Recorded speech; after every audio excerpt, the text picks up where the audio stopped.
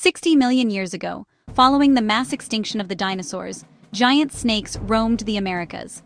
The biggest of these snakes was known as Titanoboa, and it was just as terrifying as it sounds. Related to modern-day boa constrictors, Titanoboa was a monster. Thankfully, Titanoboa went extinct, but what if it didn't? That's exactly what we are going to talk about right now on Life's Biggest Questions. Hello and welcome back to Life's Biggest Questions, the channel that asks the questions everyone else is too afraid to ask. I'm your host, Charlotte Dobre, and if you enjoy our content, leave a like, subscribe, and turn on those notifications. Is there anything scarier than a gigantic snake? A team of scientists found a Titanoboa fossil at an open-pit coal mine in Colombia. The Titanoboa makes modern-day anacondas look like toys. According to fossils, Titanoboa was 12.8 meters or 42 feet long and weighed about 100 kilos or 2,500 pounds. But because snake fossils are extremely hard to find, it's not completely out of the question that it could have grown to be even larger. It's believed that Titanoboa ate large turtles and crocodilomorphs, which were essentially giant crocodiles. The Titanoboa lived in what is believed to have been the first recorded neotropical forest that ever existed, where Central and South America exists today. How did Titanoboa get so big? Well, back during the Paleocene era, the Earth was quite a bit warmer. The average temperature of its habitat was, on average, about 32 degrees Celsius, or 90 degrees Fahrenheit. The warm climate allowed for cold-blooded snakes to grow very large, much larger than any snake we currently know of. Even to this day, as you move away from the equator, ectothermic animals decrease in size. Titanoboa became the rainforest's top predator, and for good reason. It is the biggest snake to ever have lived. Titanoboa killed its victims using asphyxiation, where it wrapped itself tightly around its prey and squeezed until it suffocated. Once you are in the Titanoboa mouth, there is no escape.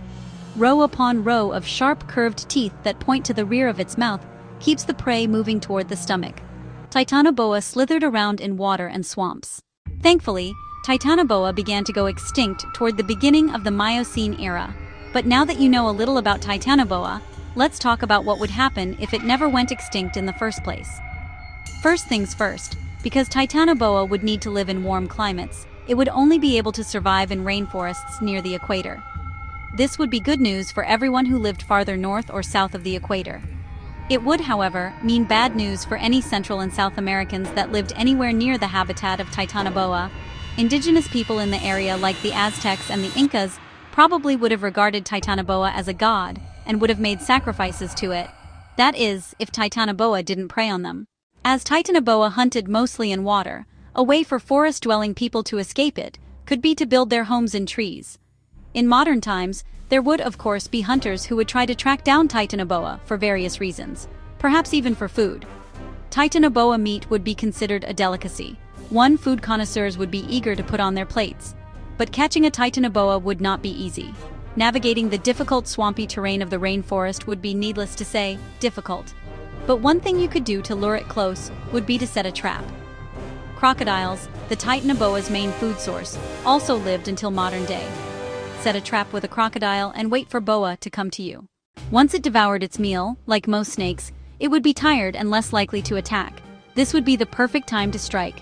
Countless books and television shows would be made about the Titanoboa. Nature shows like BBC's Planet Earth would do everything in their power, even risk lives to get footage of it. It's not likely that the Titanoboa would be kept in zoos, after all, it's huge, and it would have to be fed crocodiles. No one knows exactly why Titanoboa went extinct. The main theory is that the temperature of the Earth began to cool. The hotter the temperature, the bigger the snakes, but the same is true for the opposite. This is because, in places where the temperature is constantly hot, the metabolism of reptiles operates sufficiently. The bigger you get, the more energy you need to sustain you.